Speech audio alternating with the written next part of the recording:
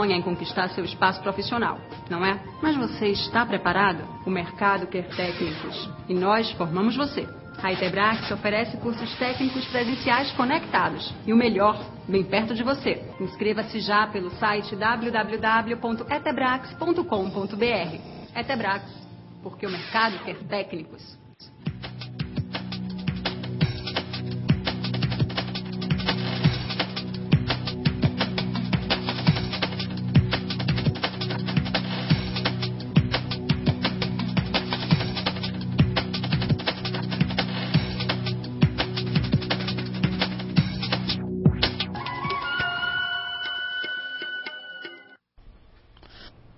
Boa noite, pessoal, mais uma vez, a nossa última aula.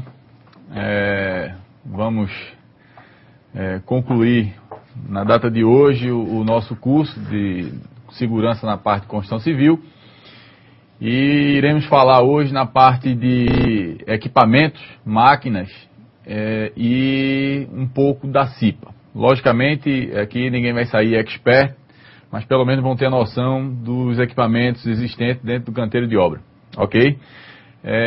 Logo de antemão, a gente gostaria de fazer uma revisão, uma breve revisão, para que a gente possa ter tempo aqui de concluir o nosso módulo.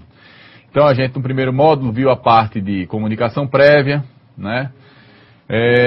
Como é que se elabora uma comunicação prévia, quais são os itens necessários para se ter uma comunicação prévia, que são o CNPJ, o nome da empresa, o endereço da obra, a data de início da obra, a data de término, a quantidade prevista de funcionário, o tipo da construção que você vai executar, né, no qual o técnico de segurança vai participar também. No segundo módulo, a gente viu a parte de área de vivência, então instalações sanitárias, refeitórios, a parte de alojamento, vestiário. Então a gente viu deu um foco bem maior nessa parte de área de vivência. O terceiro módulo, que foi a semana passada, a gente falou das proteções de segurança, né? Proteções coletivas. Então a gente falou sobre bandeja, proteção de periferia, e acredito que tenha surgido muitas dúvidas em relação à parte de proteção contra quedas, né? No quesito até de bandejas, né? A questão de bandeja primária, bandeja secundária e as bandejas terciárias. Então, deixando de lado um pouco as bandejas terciárias, como eu falei na aula passada, as bandejas terciárias a gente não tem muita utilização aqui na parte do Nordeste, fora o eixo ali da Bahia, mas aqui Pernambuco, descendo Paraíba, Rio Grande do Norte, a gente não tem tanta utilização, ou não existe a utilização da bandeja secundária, a bandeja terciária, tá certo? A gente utiliza mais a bandeja primária e as bandejas secundárias no caso, né? Tem obra que trabalha com duas, tem obra que, devido à sua velocidade, trabalha com uma, né, que é um processo assim, que existe um controle muito grande sobre elas, e o fato da retirada. A bandeja primária, ela tem 2,50 m, a retirada dela só pode ser feita na conclusão de todo o serviço de fachada. Então, quando não mais existir risco de queda de material, ferramenta sobre a cabeça de quem está passando por baixo. Então, a bandeja, a função dela é aparar a projeção de material e pode ser também até de trabalhador, né, que isso ninguém quer. Mas a bandeja primária, volto a dizer, ela está localizada na primeira laje, logo acima do nível do terreno, e tem um complemento, 2,50 m na parte horizontal e tem um complemento a 45 graus com 80 centímetros. A bandeja secundária, ela é instalada a partir da primária, 3 lajes acima. Então, eu tenho a bandeja primária, conto 3 lajes, 1, 2, 3, e coloca-se a primeira secundária. Então, essa secundária, ela é removível, ela é transferível. Então, você pode transferir tanto a primeira, né, quanto a segunda secundária. Essa transferência é feita quando a estrutura vai cumprindo os passos, ou seja, vai andando, vai erguendo a obra, né? Isso aí a gente está falando em obras verticais, tá certo?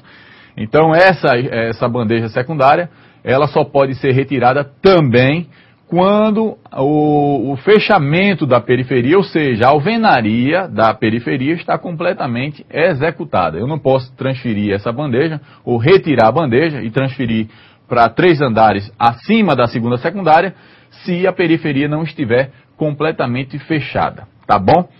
E a outra parte é que deve existir entre as bandejas consecutivas, ou seja, entre a primária e a secundária, tá certo? Porque a partir do momento que eu tenho a primária e a secundária, elas são consecutivas, ok? A partir do momento que eu criar a segunda secundária, logicamente, essa segunda secundária vai ser consecutiva com a primeira. Então, existe a proteção com tela entre as secundárias, logicamente, que são bandejas consecutivas, tá certo? Vocês vão ter isso melhor, isso aqui é apenas uma revisão para a gente relembrar aqui, e vai ter lá na aula passada, a gente vai ter toda essa parte de proteção contra queda em altura. Também a gente falou na parte de proteção de periferia, né? Essa proteção de periferia que até o item 18.13.5, a linha A, B e C da NR18, da nossa NR18, que diz que a proteção de periferia ela deve ter no mínimo 1,20 m, né, que tem o sarrafo superior, né, o travessão superior, ela está a 1,20 m, o intermediário está a 70 centímetros do piso e você vai ter um rodapé com 20 centímetros, tá certo? Um rodapé na parte da laje com 20 centímetros, uma tábua, na verdade. E o fechamento dela deve ser com tela. Essa tela não pode ser aberta porque permite a projeção de material. Então, permitindo a projeção de material, vai cair naquela, não vai proteger muita coisa. Então a tela tem que ser completamente fechada, tá certo? A parte do posto do elevador, a mesma coisa, seria a mesma moldura, uma moldura com 1,20 m, mas o fechamento não mais com tela, e sim com material rígido, ou seja, madeirite, tábua, zinco, um material que suporte a projeção de material e que seja rígido, tá bom? Outra coisa que a gente falou, que muita gente também teve uma certa dúvida, questão de embargo e interdição, tá certo? A gente volta a frisar aqui que embargo é só de obra, interdição de máquinas e equipamentos ou setores de trabalho. Então, uma obra ela deve ser embargada, mas um equipamento ele deve ser interditado, ok? Já que a gente está falando de interdição, eu queria aqui já entrar, desculpe, até boa noite a todo mundo, já dei, né? Mas boa noite a Tatiana aqui. Desculpe, Tatiana. Boa noite, professor. Boa noite a todos. Bem-vindos a mais uma aula. E online conosco estão os polos Arco Verde, Cabo Centro, Carpina, Caruaru, Escada, Garanhuns, João Pessoa, Jordão, Olinda, Pesqueira, Recife, Sapé e Trindade. Tenham todos uma ótima aula e podemos começar. A falta de costume é uma coisa impressionante. Mas vamos lá. Na medida do possível a gente vai tentando melhorar, tá certo? Como a gente estava falando de interdição, né, nós vamos hoje falar justamente nos equipamentos de construção civil, tá certo? Equipamentos a gente pode falar aí, vários deles, né, as máquinas, serviço de terraplenagem, tratores, escavadeira, enxedeira, máquinas de PCs, por aí vai, tá certo? Mas a gente vai se ater um pouco mais na parte de obra vertical, tá certo? Porque é nela que a gente vai ter um maior campo de trabalho, ok?